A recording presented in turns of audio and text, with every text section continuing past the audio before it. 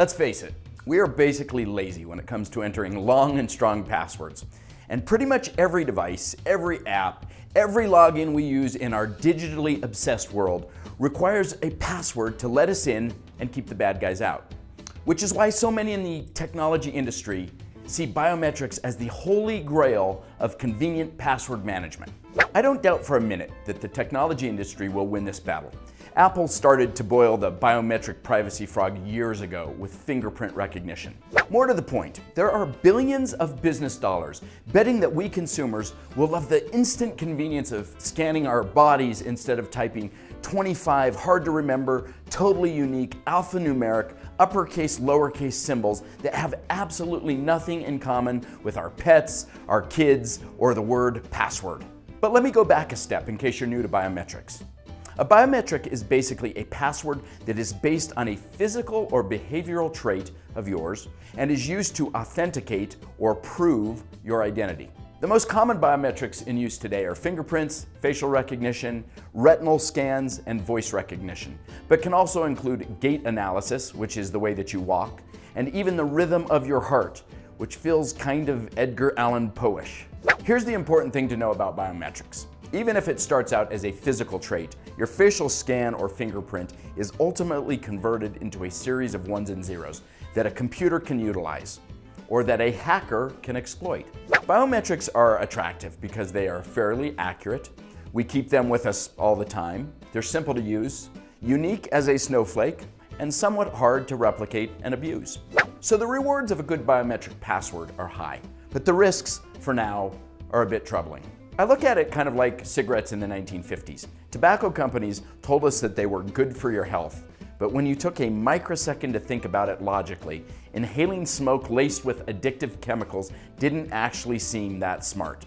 The same may be true for biometrics. Many people think that the greatest risk of biometric identification is that the biometric itself can be easily replicated, that by pulling your fingerprint off of a glass, someone could maliciously use it to open your mobile phone. It's not that the risk of replication doesn't exist, it's that compared to the other more pressing risks, this one is way down the list. Here are the biometric pitfalls that I see right now. Hackability. If it's digital, it's hackable. The United States Office of Personnel Management, which keeps track of American spies and military officers, had biometrics stolen out of their central database. In other words, our enemies now have the fingerprint and credit score of every American spy abroad, allowing them to identify our agents at border control, where fingerprinting is often part of the game.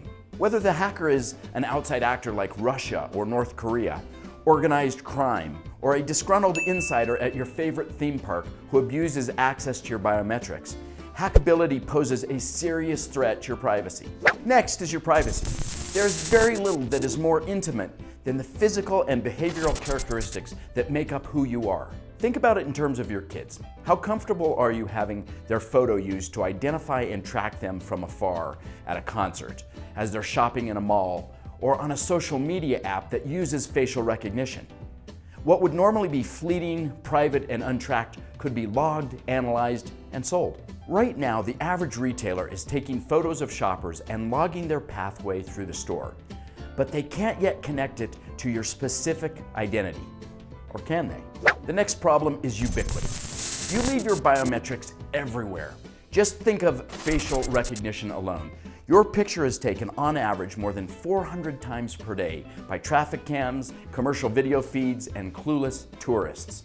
Add to this veritable catalog of passwords the vast number of images you and your friends post on social media, and suddenly using facial recognition is like tattooing a password on your forehead just before you perform halftime at the Super Bowl. To top it all off, facial recognition technology allows for surveillance from a distance, giving you no knowledge, consent, or control of who, what, why, where, or when it is happening. Your biometric is generally public by nature, which means it is somewhat odd as a password. Next is permanence. When you lose your password, you can change it.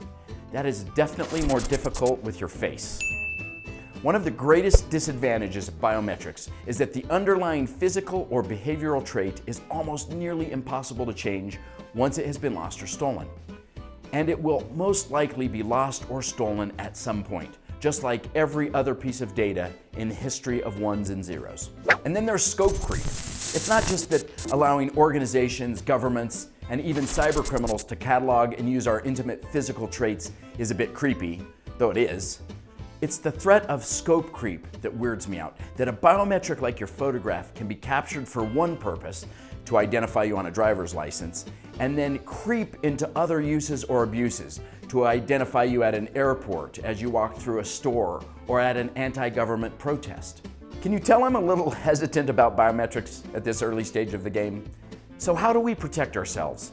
How do we know if the risk is worth the reward?